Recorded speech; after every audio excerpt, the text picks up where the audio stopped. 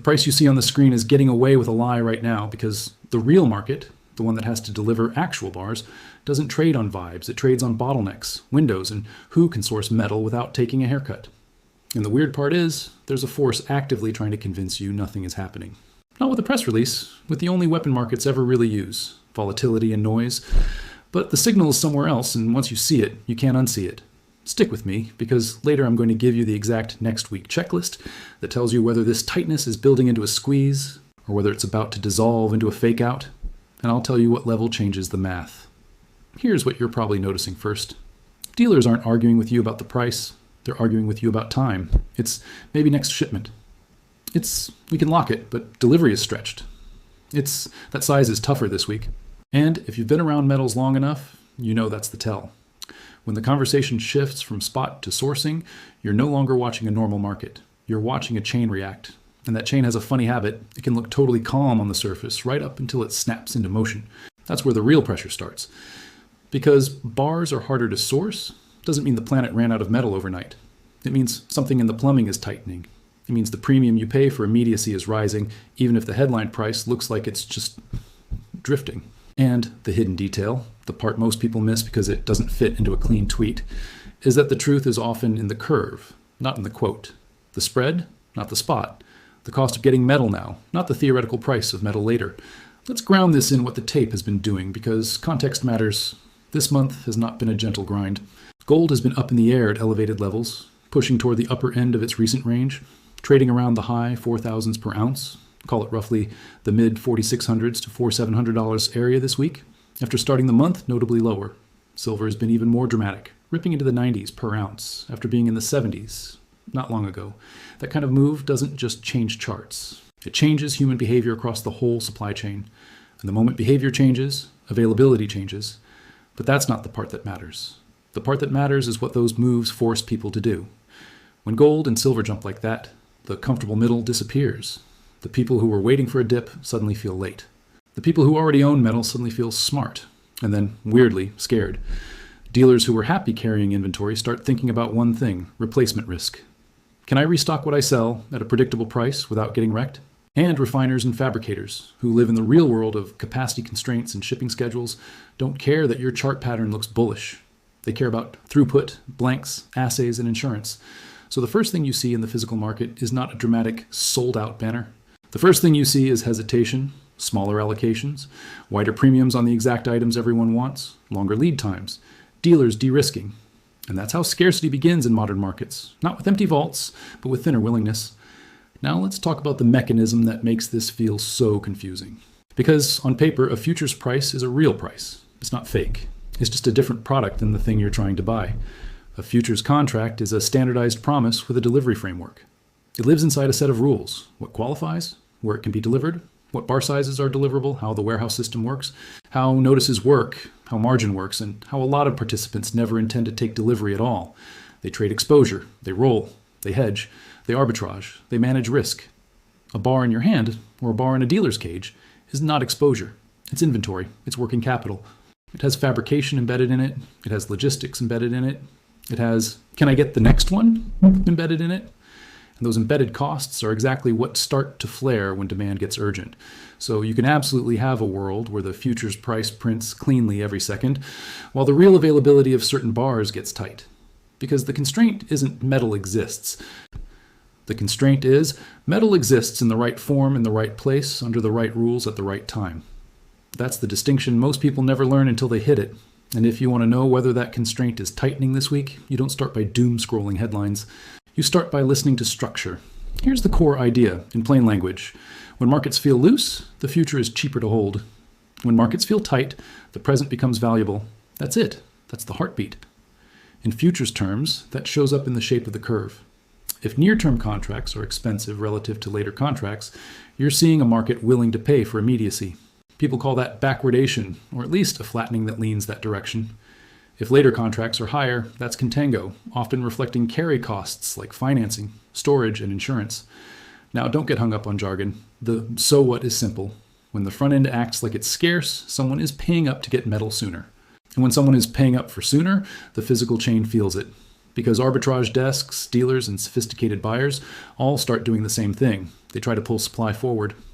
But here's the next detail that flips the whole setup. Inventory is not one number.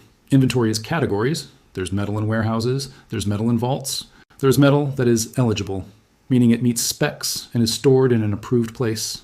And there's metal that is actually deliverable under the rules. And more importantly, available for delivery without an owner refusing to part with it at current terms. A report can look healthy while the truly available slice is thin because ownership and intention matter. Eligible does not mean for sale, and in the system does not mean on the market.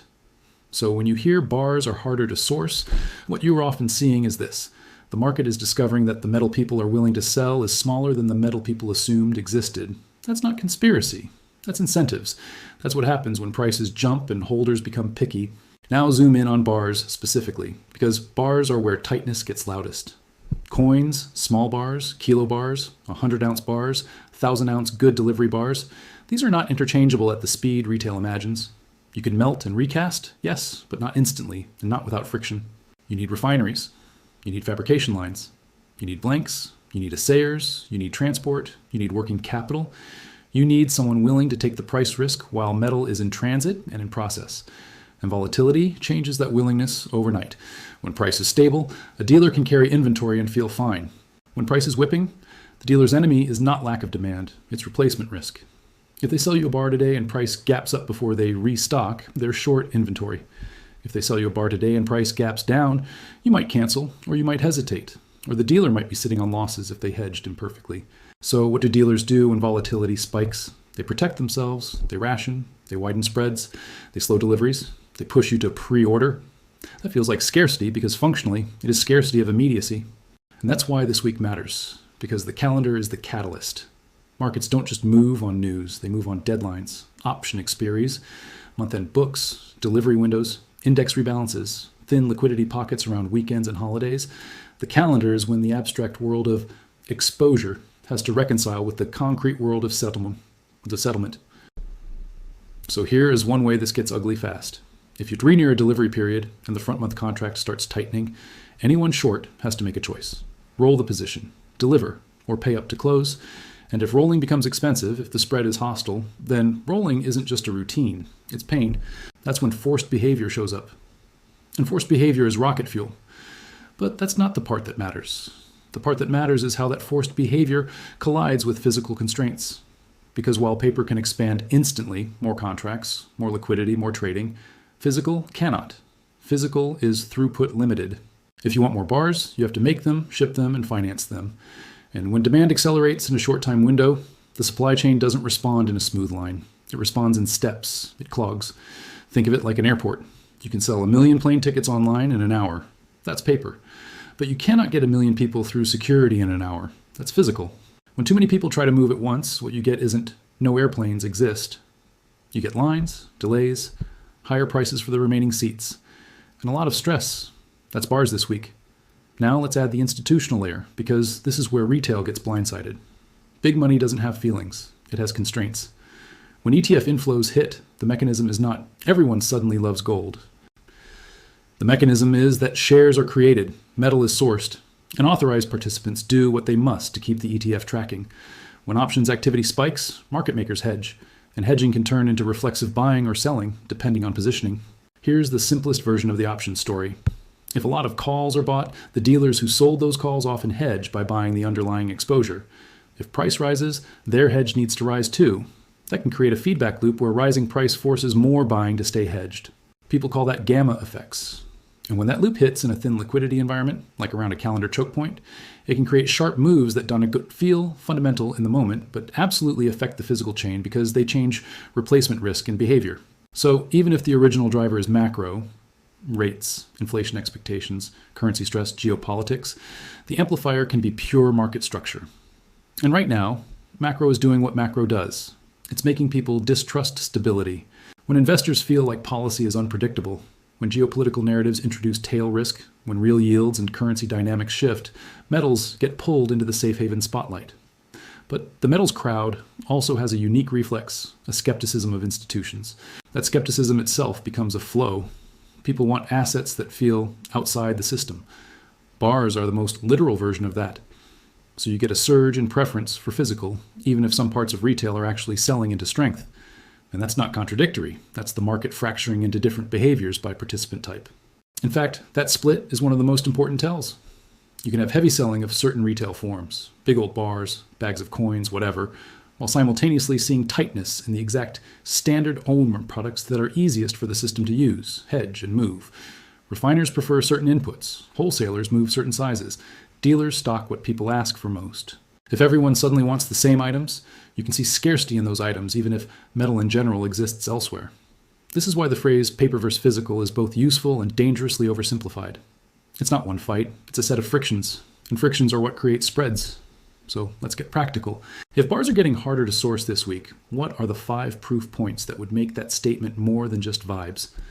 First, term structure behavior. If the front end is tight, if nearby contracts refuse to cheapen even when price pulls back, that SA sign. It's the market saying, I still need it now. Watch how the roll behaves. Watch whether the spread calms down or stays stressed, because if the spread stays stressed, it's telling you the pressure is not gone. Second, deliverable inventory signals. Not just total vault holdings somewhere in the world, but deliverable categories in the systems that matter for price discovery. Watch whether there are sudden shifts, unusual draws, or changes in where metal is sitting. Even without exact numbers, the direction and the rhythm matter. Is metal being mobilized, or is it sitting? Third, premiums and availability in the real world. Not the most sensational anecdote, but consistent patterns. Are dealers quoting longer lead times across multiple regions? Are premiums widening on the most liquid retail bars? Are buyback spreads changing? If buybacks get aggressive while sell-side availability tightens, that's a classic sign the dealer is trying to rebuild inventory. Fourth, global price magnet behavior. If one region is bidding higher, through local premiums, currency effects, or benchmark differences, metal will move. It doesn't need a conspiracy. It needs a profit. Arbitrage is a vacuum. It pulls. If the East is paying up relative to the West, metal leaves the West. That alone can make bars harder to source locally, even if global inventory is fine. Fifth, volatility regime and hedging behavior. When implied volatility rises, hedging costs rise. When hedging costs rise, dealers and wholesalers adjust terms. And when terms tighten, retail experiences scarcity as a policy decision. Higher premiums, lower allocations, slower deliveries. Those 5 together form a proof stack: mechanism, structure, behavior, global flow, risk management. If you see 3 or more lining up at once, you're not watching a rumor, you're watching a system adjust. Now, there's a counterpoint you need in your bloodstream, because this is where people get emotionally manipulated. The counterpoint is, a harder to source can be a product-specific bottleneck, not a metal-wide shortage. It can be temporary. It can be a dealer's inventory choice. It can be a refinery scheduling issue. It can be a shipping delay. It can be demand surging in one form while supply exists in another form that takes time to convert. And sometimes, after a violent price move, retail selling actually increases, which can relieve certain shortages, especially if refiners are willing to take that scrap and turn it into the forms the market wants. So you don't get to turn this into a religion. You get to treat it like a tradable reality with invalidation points. Because if this one level breaks, the math changes. Here are the 2 ways this story breaks, and you should want to know them. 1, the structure relaxes. Spreads normalize. The front end stops acting tight. Volatility cools. Dealers restock faster. Premiums compress. That's the market saying the pressure was a sprint, not a marathon. 2, the macro narrative flips. If the driver's safe haven demand, and that driver fades through policy shifts, calmer geopolitics, a stronger currency regime, or a shock that forces liquidation, metals can drop hard even if the long-term story remains intact. In that scenario, you get the most cruel outcome. You were directionally right, but you got chopped by timing. And markets love doing that. Which brings us to the viewer psychology shield, because this is the part that keeps you from getting played. Volatility is the cheapest form of persuasion in markets. It's how the market makes smart people act stupid. It makes you chase strength because you feel late. It makes you dump on weakness because you feel fear. It makes you confuse noise with signal, because your nervous system wants resolution. So here's the rule. You separate trend signals from noise by watching behavior around key zones, not by reacting to every candle. In gold, with price hovering around the upper range this week, the zones that matter are the last breakout zone and the round numbers where liquidity tends to cluster. If gold is holding above the mid 4600s, and especially if it keeps defending pullbacks that would normally flush weak hands, that's supportive. If it breaks back below prior breakout levels and can't reclaim them, that's a warning that the move is transitioning from bid to distribution. In silver, the psychological battleground is even louder. The $90 area is not just a number, it's a magnet for retail emotion and for institutional hedging behavior, because round numbers are where options positioning often piles up. If silver holds the low 90s on pullbacks and keeps reclaiming dips quickly, you're watching resilience. If it slices down through the high 80s and starts living there, that's a sign the squeeze energy is bleeding out.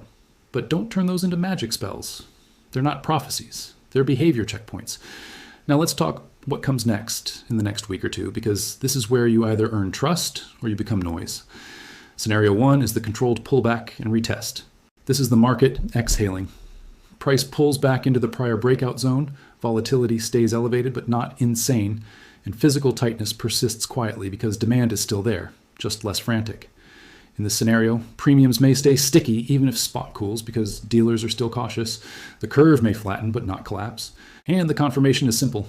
Dips get bought without drama, and spreads don't scream distress. Scenario 2 is the continuation, squeeze, and gap risk. This is the market refusing to give you the dip. Price pauses briefly, then runs again, often on thin liquidity. Overnight, around a weekend, around a calendar event, around an expiry. In this scenario, dealers can get even more conservative because replacement risk becomes terrifying. That's when harder to source becomes allocation only, and premiums can jump fast. The confirmation here is also simple. Price holds elevated levels, volatility stays high. The front end of the curve remains tight, and any pullback gets erased quickly. And there's a third silent possibility that sits between them, a choppy, sideways range that destroys patience. That's the market's favorite trap. It drains attention, it drains conviction, and it sets up the next directional move by exhausting people. The next detail is what flips the whole setup. Because the true catalyst is often not a headline, it's a deadline. Watch the calendar. Month end, delivery windows, options expiry clusters, index rebalances, and forced flows. Those are the moments when I'll just roll it turns into I have to do something now. And when someone has to do something now, that's when structure shows its teeth. Now, I want to address the institutional skeptic crowd directly, because you're right to focus on incentives. But you don't need to accuse anyone of cartoon villain manipulation to understand why this market behaves the way it does. Institutions, dealers, and banks manage risk. They prefer stability. Volatility is expensive. When volatility rises, they reduce risk. They hedge more aggressively. They widen terms. They lower inventory. Those actions can suppress certain signals temporarily, not because of a grand plot, but because the system is trying to protect itself. And paradoxically, that self-protection can amplify the very stress it's trying to avoid. Less inventory means less cushion. Wider terms mean less liquidity. Less liquidity means bigger moves. Bigger moves mean more hedging. More hedging means more feedback loops. That's reflexivity. That's how a normal market becomes a stress market. So if you're wondering why bars feel tougher this week, it's not one thing. It's an intersection. It's demand urgency colliding with fabrication throughput. It's volatility colliding with dealer risk limits. It's calendar pressure colliding with front-end structure. It's global arbitrage colliding with local availability. It's paper liquidity colliding with physical friction. And the reason it feels like it's happening all at once is because the system moves in steps, not smooth lines. When it tightens fast. Now here's the practical payoff I promised, the next week checklist. This is how you stay out of emotional traps and stay focused on signals. First, watch the spread behavior on the front end. You don't need a terminal to understand the direction. If now stays expensive relative to later, pressure remains. If it relaxes quickly and cleanly, pressure is fading. Second, watch volatility and options behavior around round numbers. If price keeps hovering near big psychological levels and refuses to fall away, that can indicate hedging flows are supporting the move. If price breaks those levels and volatility spikes downward, that can be the market flushing positions. Third, watch real-world premiums and lead times. Not one screenshot, not one anecdote, patterns. If premiums stay elevated even on pullbacks, that's physical stickiness. If premiums collapse quickly when spot dips, the scarcity was likely just a volatility window. Fourth, watch global cues. If the currency regime shifts or regional premiums spike, that can redirect flow.